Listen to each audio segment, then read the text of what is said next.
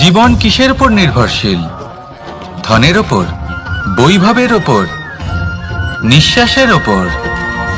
না, এই জীবন নির্ভরশীল বিশ্বাসের ওপর। বিশ্বাস নিজের ওপর, বিশ্বাস আমাদের আপনজনের ওপর। কিন্তু যখন এই বিশ্বাস ভেঙে যায় তখন মানুষের মনও ভেঙে যায়, আর তারপর সে অন্য কিছু করতেই পারে না। তখন কি করা যেতে পারে? তিনটে কাজ আছে যা আপনি করতে পারে। প্রথম, ভালোবাসা। যাকে আপনি ভালোবাসেন, যারা আপনাকে ভালোবাসে, ভুল যারই হোক না কেন, তার কাছে ক্ষমা চাইতে কখনোই সংকোচ বোধ করবেন না। দ্বিতীয় হলো বিশ্বাস। যারা আপনাকে ভালোবাসেন, আপনাকে বিশ্বাস করেন, তাদের বিশ্বাস কখনো ভাঙবেন না। তৃতীয় হলো আশা। যারা আপনাকে ভালোবাসেন, আপনাকে বিশ্বাস করেন, তাদের আশা আপনার সাথে জড়িত। তাদের থেকে কখনো কিচ্ছু লুকোবেন না। এই তিনটে কাজ করুন আর এই জীবন সুপ্রসন্ন হয়ে বলবে, রাধা রাধা। মানুষের জীবনে দুই ধরনের আবেগ থাকে যা চিরকাল তার সাথে বসবাস করে। প্রথম, স্বপ্ন। দ্বিতীয়, অজুহাত। মানুষ হাজার হাজার স্বপ্ন দেখতে পারে। আমাকে এই কাজ করতে হবে, আমাকে ওখানে ঘুরতে যেতে হবে, আমায় জীবনে এই অসম্ভব কাজ বাস্তবায়িত করে দেখাতে হবে, আদি ইত্যাদি। এবার ঠিক যেমন স্বপ্ন দেখেন, সেইভাবে অজুহাতও খুঁজে নিয়ে আসেন।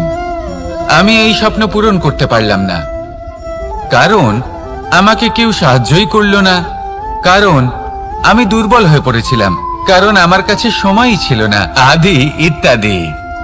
এবার সাফল্য এবং অসফলতার মাঝখানে এই ধরনের সংঘর্ষ হতে থাকে।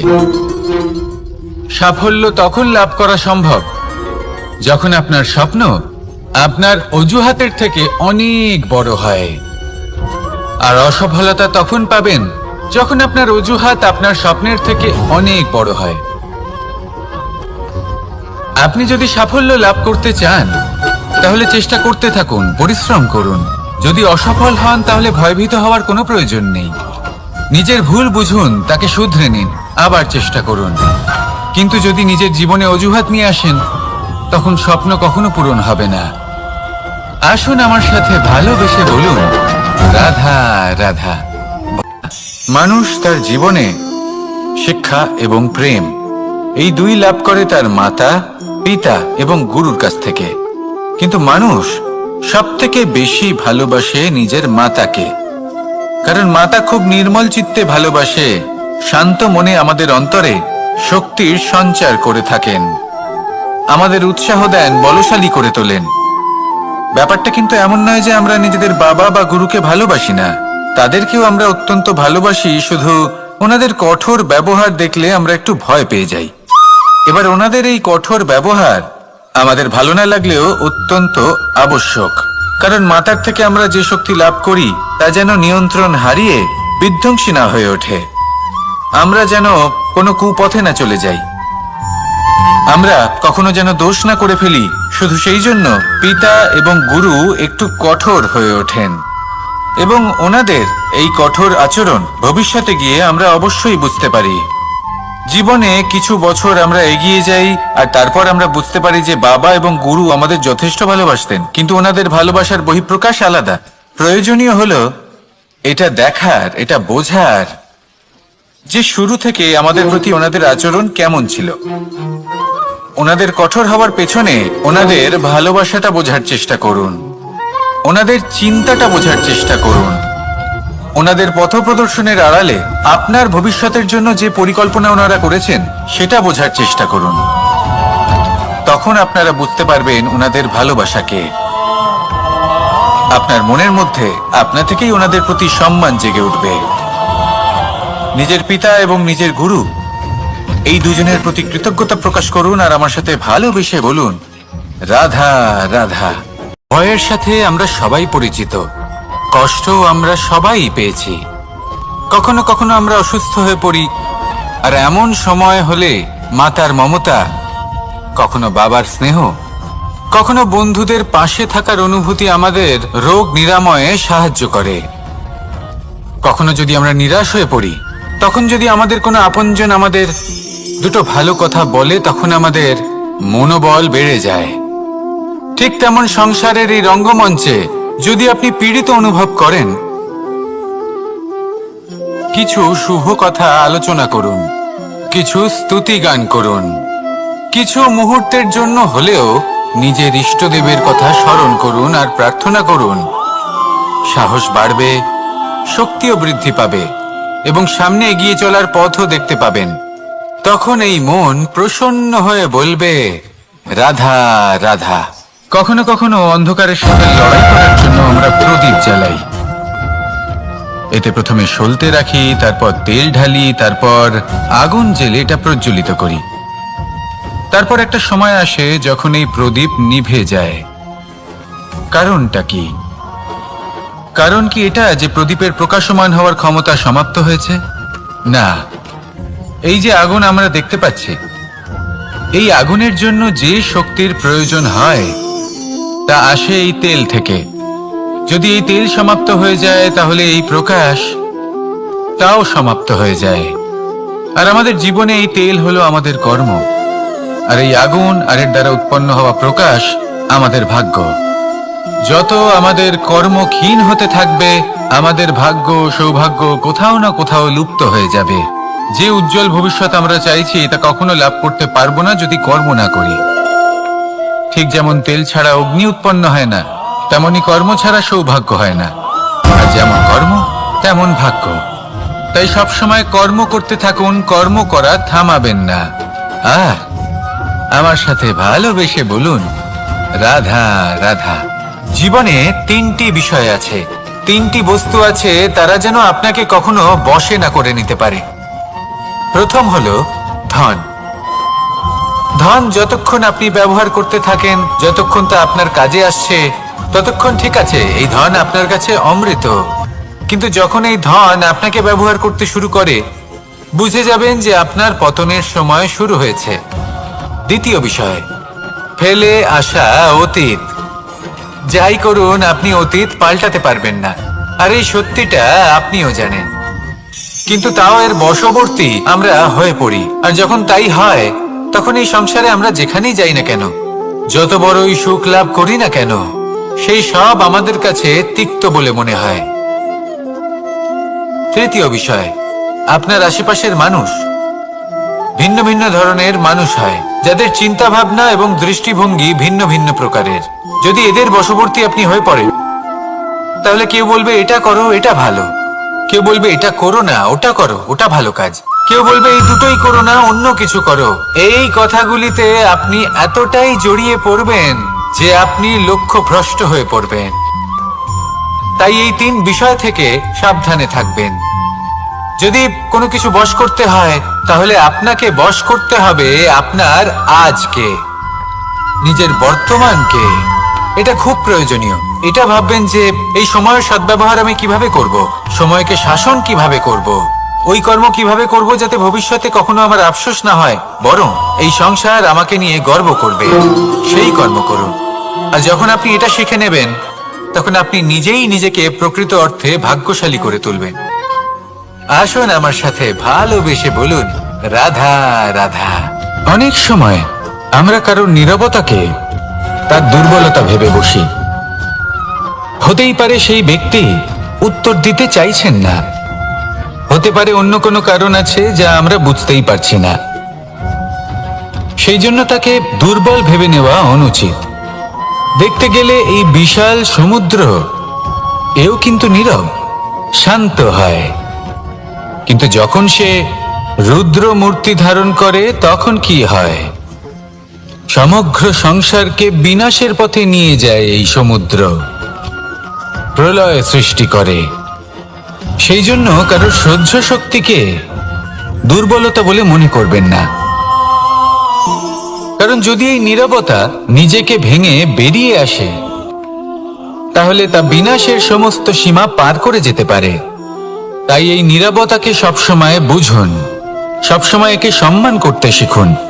আর আমার সাথে ভালোবেসে বলুন, রাধা রাধা। কখনো কোনো চাতক পাখিকে দেখেছেন?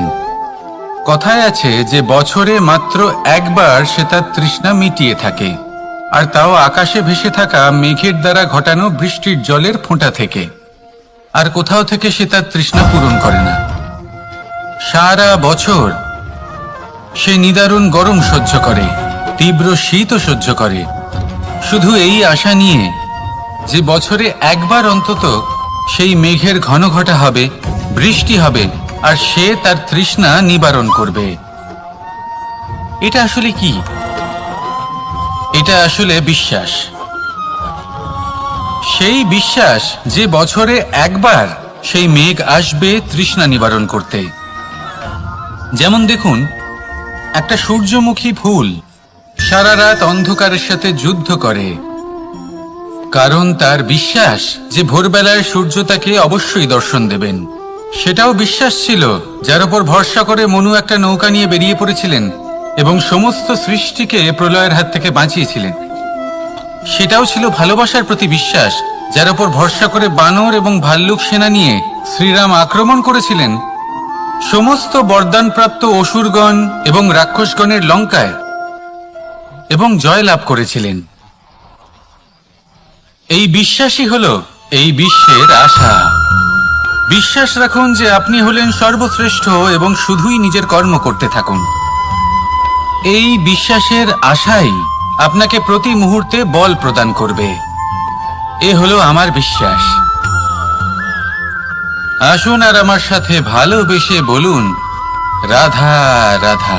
যোগাসন। যোগাসনে আসন অত্যন্ত গুরুত্বপূর্ণ। এবার আমি বলবো সবথেকে শ্রেষ্ঠ আসন কোনটি। আশ্বাস।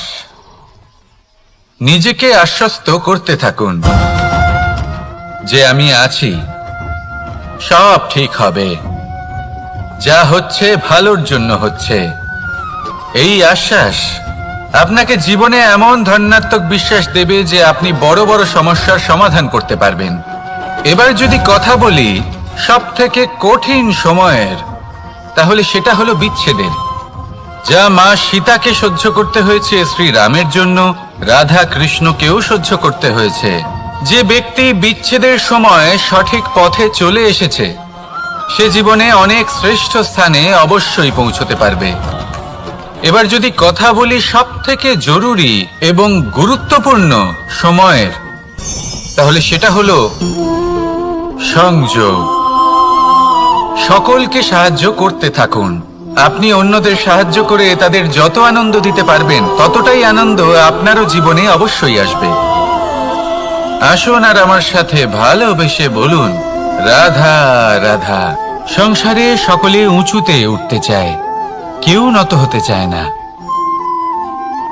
সবাই এটা মনে করে যে নত হওয়ার অর্থ হলো তাদের আত্মসম্মান এবং অহংবোধের বিরুদ্ধাচরণ করা।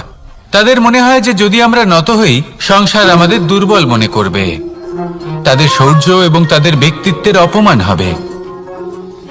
কিন্তু এটা কি সত্যি? প্রত্যেকবার নত হওয়ার অর্থ কি সম্মানহানি হওয়া? কখনোই নয়। আপনি নিজের জীবনকেই দেখে নিন। আপনার কোনো অমূল্য জিনিস যদি নিচে পড়ে যায় তাহলে তাকে কিভাবে তোলেন? সেই বস্তুকে তোলার জন্য আপনাকে নত হতেই হবে। আপনি বড়দের আশীর্বাদ কিভাবে লাভ করেন? আপনি নত হয়ে তবেই তাদের আশীর্বাদ লাভ করতে পারেন, তাই না? ভেবে দেখুন, আপনি একটা পথে হাঁটছেন, আপনি দেখতে চাইছেন যে আপনি সঠিক পথে হাঁটছেন কিনা, পায়ের নিচে কাঁটা পড়ে আছে কিনা। কিভাবে দেখবেন? আপনাকে সেই মাথা নত করেই দেখতে হবে। এর অর্থ কি? অর্থ খুব সহজ। প্রত্যেকবার নত হওয়া অনুচিত নয়, সেটা কোনোভাবেই সম্মানহানি নয়। পরিস্থিতি অনুসারে এবং যেখানে প্রয়োজন আপনি নত হতে শিখে গেলে আপনি অনেক কিছুই লাভ করতে পারবেন। জ্ঞান, মান, গুণ, বিশ্বাস। সেই জন্য প্রয়োজন এবং পরিস্থিতি অনুসারে নত হতে শিখুন। এতে অনুচিত কিছুই নেই। আত্মসম্মান থাকা অত্যন্ত প্রয়োজনীয়, কিন্তু তা যেন কখনো অহংকারে পরিণত না হয়। এই বিষয়ে অবশ্যই নজর রাখবেন এবং আমার সাথে ভালোবেসে বলবেন, রাধা রাধা। আমাদের জীবনে অনেক ধরনের ব্যক্তি এসে থাকেন। কেউ কেউ আমাদের সাথে থেকে যান, কেউ আমাদের থেকে দূরে চলে যান। কেউ ভালো মানুষ হন, কেউ খারাপ মানুষ। কিন্তু আমরা সবসময় সেই সময়টাকে নিয়ে দুঃখ প্রকাশ করি যখন আমাদের জীবনে কোনো খারাপ ব্যক্তি প্রবেশ করেন। তারা আমাদের খারাপ অনুভূতি দেন, দুঃখ দেন, কষ্ট দেন। আমরা সবাই তাকে ভালো মন্দ কথা বলি। কিন্তু কেন? এমন বিভিন্ন ধরনের মানুষ, খারাপ মানুষ, ভালো মানুষ সবার জীবনেই আসেন এবং সকলকেই একটা অমূল্য শিক্ষা দান করে যান।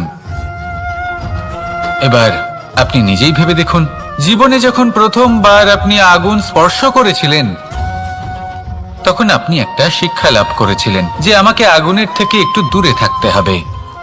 তারপর আস্তে আস্তে আপনি শিখলেন যে কিভাবে এই আগুনকে নিয়ন্ত্রণে রাখতে হবে। তারপর আপনি শিখলেন যে কিভাবে নিজের জীবনে তাকে প্রয়োগ করতে হবে, তা সে অন্ধকারে প্রকাশ লাভ করার জন্য হোক বা খাবার বানানোর জন্য। সেইভাবেই কোনো খারাপ ব্যক্তি যখন আপনার জীবনে আসে কোনো শিক্ষা দিয়ে যান, তার প্রতি কৃতজ্ঞ থাকুন। তার বিষয় খারাপ ভাবার বা খারাপ অনুভূতি নিয়ে থাকার কোনো প্রয়োজন নেই। সেই শিক্ষা লাভ করুন, ইতিবাচক মনোভাব নিয়ে জীবনের সামনে এগোতে থাকুন। কেউ নেই যিনি আপনাকে বাধা দিতে পারেন। আসুন আমার সাথে ভালোবেসে বলুন, রাধা রাধা। অনেক সময় আমরা জীবনে অনেক মানুষকে এমন বলতে শুনে থাকি যে আমি অসফল হয়েছি কারণ আমার সময় ভালো যাচ্ছিল না। আমি এই জিনিসটা লাভ করতে চাইছিলাম কিন্তু করতে পারলাম না কারণ আমার সময়টা ভালো যাচ্ছিল না। আমি আমার জীবনে ওই মহান কাজটা করতে চাইছিলাম কিন্তু করতে পারলাম না। কেন? কারণ আমার সময়টা ভালো যাচ্ছিল না। কিন্তু যে মুহূর্তে ভালো সময় আমার জীবনে আসবে আমি সব কিছু প্রাপ্ত করব। এমন প্রায় প্রত্যেকেই বলেন। আসুন একটা কথা বোঝা যাক। একজন মালিকে দেখুন, সে প্রত্যেক দিন গাছের সেবা করে, তাকে জল দেয়, তার যত্ন আত্তি করে। কেন? প্রত্যেক দিন সেই গাছ ফল দেয় না।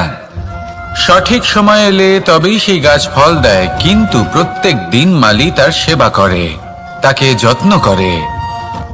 শুধুমাত্র তখন করে না যখন সেই গাছ ফল দিতে সক্ষম। আর যদি মালি গাছের যত্ন প্রতিদিন না করে তাহলে হয়তো সেই গাছ ফল দিতেই পারবে না। এটাই হলো আমাদের জন্য একটা শিক্ষা। যখন সময় আমাদের জন্য অপেক্ষা করে না তখন আপনি সময়ের জন্য কেন অপেক্ষা করছেন?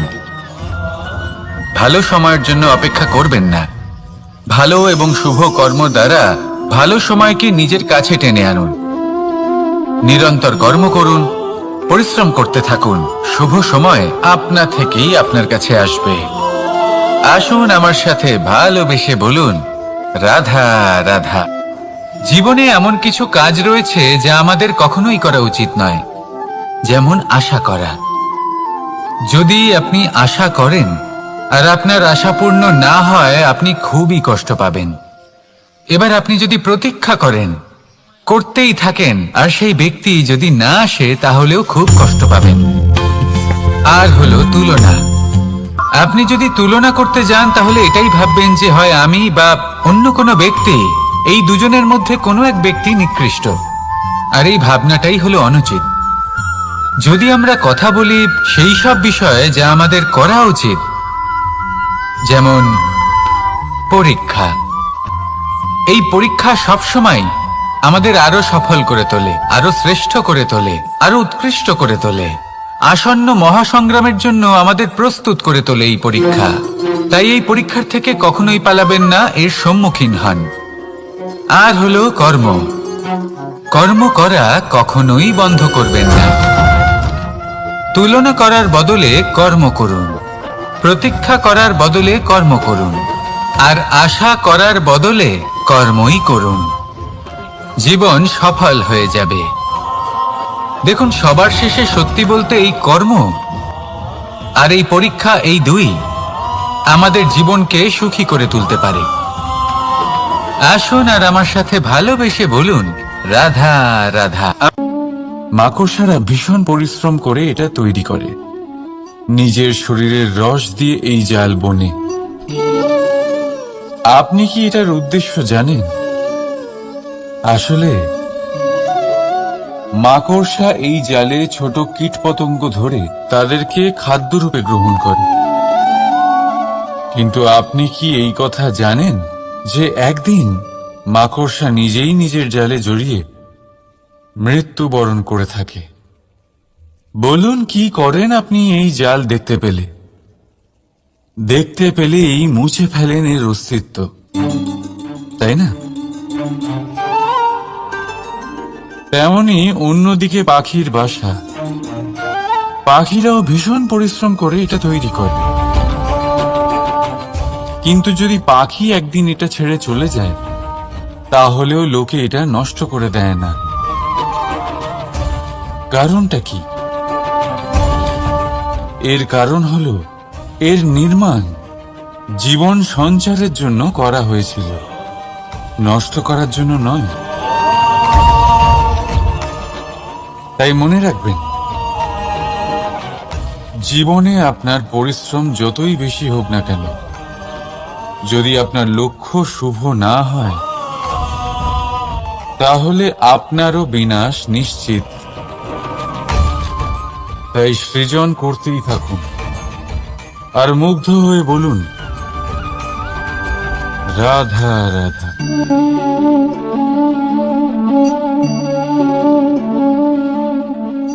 আপনার কি মনে হয় আমি কি করছি?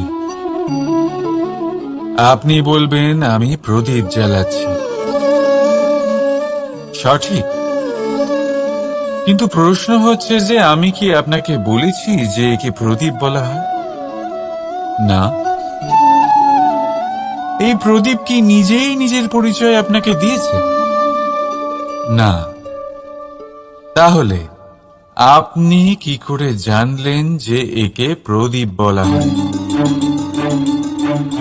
উত্তর হচ্ছে প্রকাশ, যে স্বয়ং জ্বলে অন্ধকারের মধ্যে সংসারকে পথ দেখায়, সেটাই প্রদীপ। যা নিরাশার মাঝে আশার আলো প্রদর্শন করে, সেটাই প্রদীপ। অপর দিকে আছে সাপ, যাকে না দেখেও তার ফনার আওয়াজ শুনেই লোকে ভয় পেয়ে যায়। তার মানে ব্যক্তির পরিচয় তার কর্মের দ্বারা পাওয়া যায়। তাই আপনার এটা বলার প্রয়োজন নেই যে আপনার পরিচয় কি। এটা আপনার কর্মই নিশ্চিত করবে যে লোকে আপনাকে প্রদীপ ভেবে ভালোবাসবে নাকি সাপ ভেবে ভীত হয়ে থাকবে। রাধা রাধা। সময় কত বিচিত্র হয়। সময় আমাদের পক্ষে থাকলে আমরা নিজেদের রাজা মনে করে নিই, আর সেই সময় যদি বিপক্ষে চলে যায়, তাহলে নিঃস্ব হতে সময় লাগে না। তাই মানুষের একটা অভ্যেস আছে, খারাপ সময়ের জন্য কিছু সঞ্চয় করা। আত্মীয়, বন্ধু খারাপ সময় পাশ থেকে সরে যায়। যশ, মান প্রতিকূল সময় চিরস্থায়ী হয় না। তাই মানুষ মনে করে অর্থ সঞ্চয় করাই শ্রেয়। অর্থের কোনো হৃদয় নেই যা সময়ের সাথে পরিবর্তিত হবে। সংসার বলে সর্বদা অর্থ সঞ্চয় করতে থাকুন। খারাপ সময় অবশ্যই কাজে লাগবে, কিন্তু আমি বলবো শুভ কর্ম করতে থাকুন, আনন্দে থাকুন, নিজের ওপর আর ঈশ্বরের ওপরে বিশ্বাস রাখুন। খারাপ সময় কখনো আসবেই না। রাধা রাধা। প্রকৃতি মানুষকে এক বিশেষ শক্তি দিয়েছে, অন্য জীবের থেকে বেশি শক্তি দিয়েছে। স্মরণ শক্তি। এই শক্তি মানুষকে অন্য জীবের থেকে ভিন্ন করে, ইতিহাস রচনা করার প্রেরণা দেয়, জ্ঞানকে বংশানুক্রমে এগিয়েও নিয়ে যায়। আর যারা ভুলে যান, অধিকাংশ সময় তারা উপহাস আর দয়ার পাত্র হয়ে যান। কিন্তু এটাই কি প্রকৃত রূপে সত্য? না, এই স্মরণ শক্তি মানুষের বিকাশে সব থেকে বড় বাধা হয়ে দাঁড়ায়। তার মনকে দূষিত করে দেয়। খারাপ অভিজ্ঞতা, কারোর করা বিশ্বাসঘাতকতা, কারোর কটাক্ষ বেশিরভাগ মানুষই ভুলতে পারেন না, আর তারপর প্রতিশোধ নিতে উদ্যত হন। প্রথমে সময় নষ্ট করেন প্রতিশোধের প্রস্তুতিতে, আর তারপর সময় নষ্ট করেন প্রতিশোধ নেওয়ার সুযোগ খুঁজতে। যদি সন্তুষ্টি পেতে চান, যদি জীবনে আনন্দ পেতে চান, তাহলে স্মরণ শক্তির সদ্ব্যবহার করুন। নিজের স্মরণ শক্তিকে চালনা করুন শুধুমাত্র ভালো কথা আর ভালো স্মৃতির দিকে। জীবনে আনন্দ পাবেন। রাধা রাধা। মানুষ নিজের পরিবারের জন্য কত কিছুই না করে, দিন রাত পরিশ্রম করতে থাকে যাতে তার পরিবারের প্রয়োজন পূরণের জন্য অর্থ রোজগার করতে পারে। কিন্তু শুধু অর্থ রোজগার করাটাই কি যথেষ্ট? আপনি বলবেন, হ্যাঁ নিশ্চয়ই, অর্থ দিয়ে সব কিছু পাওয়া যায়। বিদ্যা পাওয়া যায়, বাড়ি পাওয়া যায়, ওষুধ পাওয়া যায়, আর কত কিছুই না পাওয়া যায়। এই সব একটা পর্যায় পর্যন্ত সঠিক, কিন্তু একটু মন দিয়ে ভেবে দেখুন, যখন কোনো শিশু অসুস্থ হয়ে পড়ে তখন সে ওই তিক্ত ওষুধ কেন খেয়ে নেয়? এই জন্য কারণ ওর পিতা সেই ওষুধ অর্থ দিয়ে কিনেছে? না, বরং এই জন্য কারণ তার পিতা যে তার সামনে দাঁড়িয়ে, তার উপরে তার বিশ্বাস আছে। বিশ্বাস আছে যে উনি তার কিচ্ছু হতে দেবেন না। এই বিশ্বাস, এই সংস্কার, এই শিক্ষা কখনো অর্থ দিয়ে পাওয়া যায় না। এটা পাওয়া যায় সেই সময় থেকে যা মাতা পিতা তাদের সন্তানের সাথে কাটিয়েছেন। তাই জীবনে অর্থ অবশ্যই উপার্জন করুন, কিন্তু নিজের পরিবারকেও সময় দিন। আনন্দ পাবেন। রাধা রাধা। বিরোধিতা এমন এক শব্দ যা শুনে আমরা সবাই ভয় পেতে থাকি। যদি কেউ আমাদের বিরোধিতা করে তা আমাদের সহ্য হয় না। আমরাও কারোর বিরোধিতা করে কোনো শত্রুতা করতে চাই না। এই ধরনের ভাবনা আমাদের মনে আসতেই থাকে। কিন্তু বিরোধিতা, এই শব্দ আপনার শান্তির জন্য, আপনার সুখের জন্য কতটা গুরুত্বপূর্ণ তা আপনারা জানেন না। তাই যদি কাল এসে কেউ আপনার বিরোধিতা করে, তখন সবার আগে নিজেকে যাচাই করুন। আপনি কি ভুল করেছেন? আপনার দোষ কি? নিজের মধ্যে কি ত্রুটি আছে সেটা বোঝার চেষ্টা করুন। নিজেকে সংশোধন করার চেষ্টা করুন, তারপর দেখুন বিরোধিতার এই আগুন আপনাকে স্বর্ণ থেকে কুন্দন বানিয়ে তুলবে।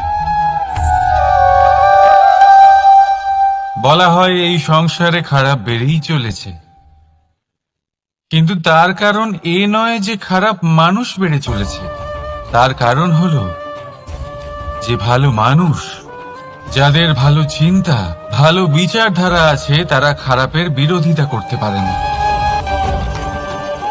যদি আপনার সম্মুখে কোনো খারাপ কর্ম হয়, তাহলে তার বিরোধিতা করতে সংকোচ করবেন না, কারণ বিরোধিতার এই আগুন মন্দকে পিছুপা হতে অবশ্যই বাধ্য করে। রাধা রাধা। বিশ্বাস, জীবনে বিশ্বাস কতটা গুরুত্বপূর্ণ। একজন স্ত্রী তার স্বামীর হাত ধরে যে কোনো জায়গায় যেতে পারেন, এর কারণ হলো বিশ্বাস। তার নিজের স্বামীর ওপরে বিশ্বাস আছে। যখন একজন মা তার ছোট বাচ্চাকে কোলে তুলে হাওয়ায় ওঠায়, তখন সেই বাচ্চা ভয়ভীত হয়ে যায় না। তার কারণ হলো বিশ্বাস। তার বিশ্বাস আছে যে তার মা তার কিচ্ছু হতে দেবে না। এক বৈদ্যের দেওয়া ঔষধ সন্তান কিছু না বুঝে শুনেই খেয়ে ফেলে। সেই বৈদ্যের জ্ঞানের বিষয়ে তার কোনো ধারণাই থাকে না, শুধু নিজের পিতার উপরে বিশ্বাস আছে যে তার পিতা তাকে খারাপ কিছুই দেবে না। যখন এই সংসারের প্রতিটা বন্ধন বিশ্বাসের উপরে দাঁড়িয়ে আছে, তাহলে কেন এই বিশ্বাসকে আমরা জীবনে আনতে পারি না? আপনি নিজেই দেখুন, এই বিশ্বাস নিজের জীবনে এনে দেখুন, সবকিছু আরো সুন্দর হয়ে যাবে। তাই ভালোবেসে বলুন, রাধা রাধা।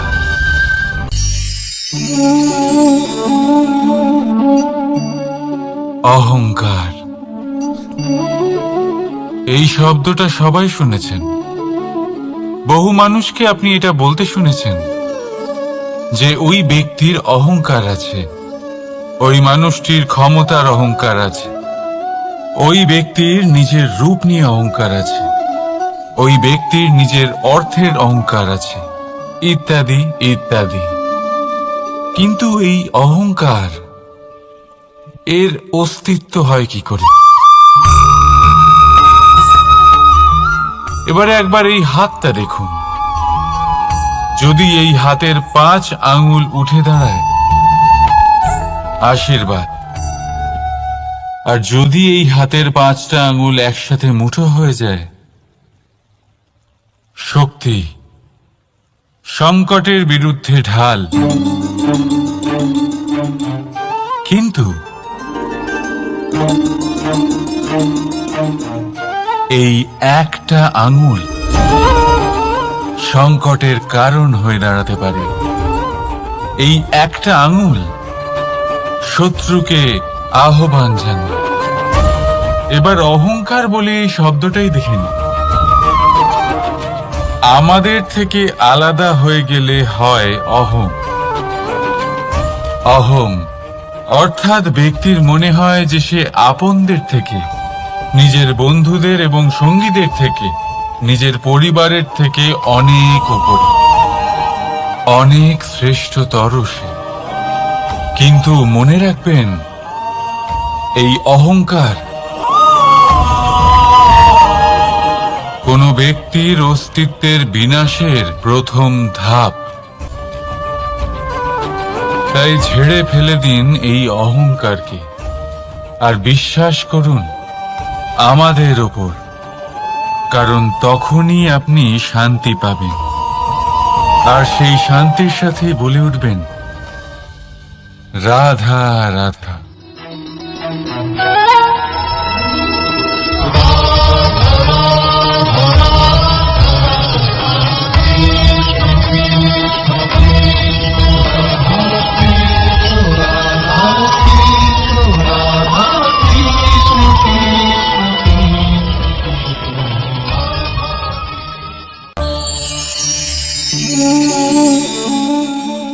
সাফল্য।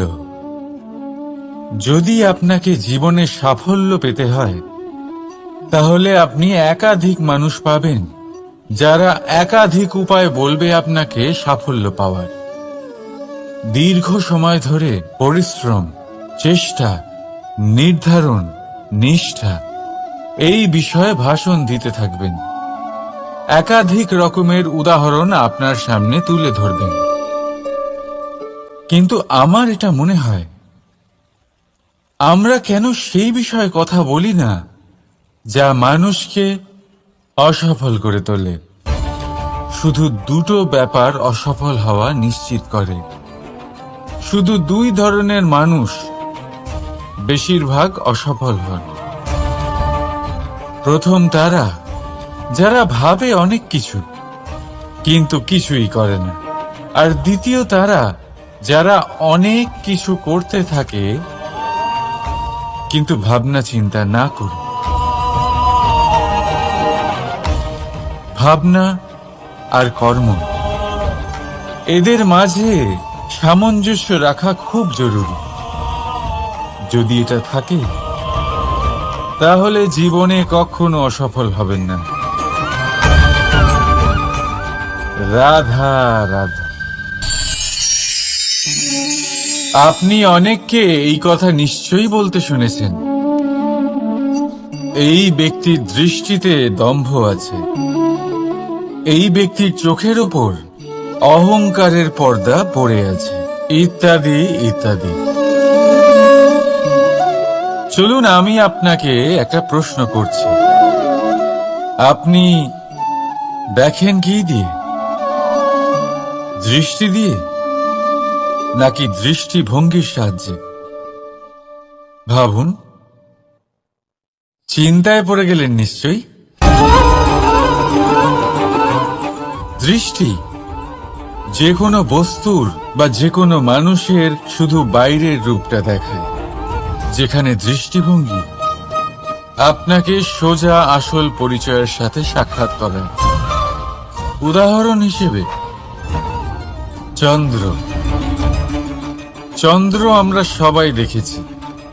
বহু মানুষ আছেন যাদের চন্দ্র অত্যন্ত সুন্দর লাগে, আবার কিছু মানুষ এমনও আছেন যারা এই চন্দ্রের মধ্যেই দাগ খুঁজে বার করে।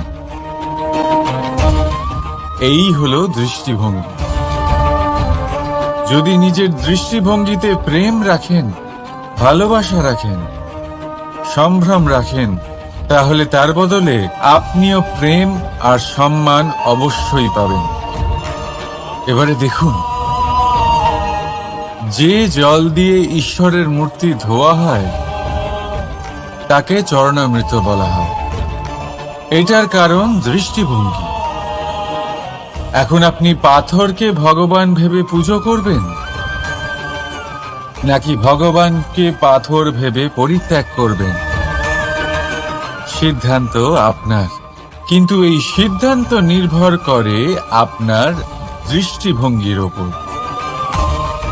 তাই নিজের দৃষ্টিভঙ্গি শুভ রাখুন, নিজের দৃষ্টিভঙ্গিতে ভালোবাসা রাখুন, আর আনন্দে বলুন রাধা রাধা। বড় বড় রাজমহলের বড় বড় ইমারতের চূড়া কত সুন্দর হয়, কিন্তু আপনি কি কখনো এই বিষয়ে ভেবেছেন যে এই সুন্দর চূড়ায় পৌঁছতে গেলে আপনাকে পৃথিবীতে পাপ ফেলতেই হবে? সেই সুন্দর চূড়ায় পৌঁছে দীপ্তি পাওয়ার জন্য আপনাকে একটা কঠিন পথ অবলম্বন করতেই হবে। যদি আপনি কোনো কঠিন পথে না গিয়ে এই পৃথিবীর সাহায্য ছাড়াই শুধু উচ্চতার দিকে অগ্রসর হতে থাকেন, তাহলে সর্বদা অসফল হবেন। সেই জন্য নিজের স্বপ্ন পূরণের এই যাত্রাতে নিজের পথ কখনোই হারাবেন না, নিজের পথ থেকে সরবেন না। যদি এমন করেন তাহলে তো আপনার স্বপ্ন পূরণ হবেই না, তার সাথে আপনি নিজের পথও হারাবেন। রাধা রাধা। কৌতুক অর্থাৎ হাসি, এটা জীবনে কতটা গুরুত্বপূর্ণ। আমরা সর্বদাই হাসতে চাই,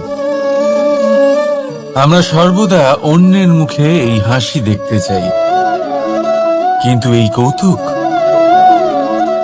কৌতুক অনেক প্রকারের হয়, আর এই কৌতুকের ভিত্তি কি সেটাও খুব গুরুত্বপূর্ণ।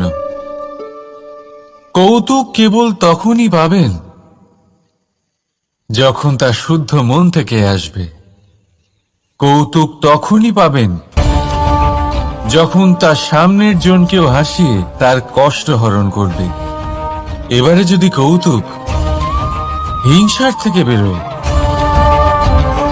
তখন তা কটাক্ষ হয়ে যায়, সামনের মানুষের মনে আঘাত করে। তারপরে সে তৈরি থাকে যে কখন আপনার উপরে আবার প্রহার করতে পারবে। তাই যদি হাস্য কাউকে ছোট করার জন্য হয়, তা হাস্য নয়, উপহাস হয়ে যায়। আর তা সামনের জনকে আনন্দ নয়, শুধু অপমান দেবে। আর অপমানিত ব্যক্তির মন তিক্ত হয়ে থাকে। তাই মনে রাখবেন যে এই কৌতুক যেন কৌতুকই থাকে, তা উপহাস বা কটাক্ষ না হয়ে যায়। রাধা রাধা।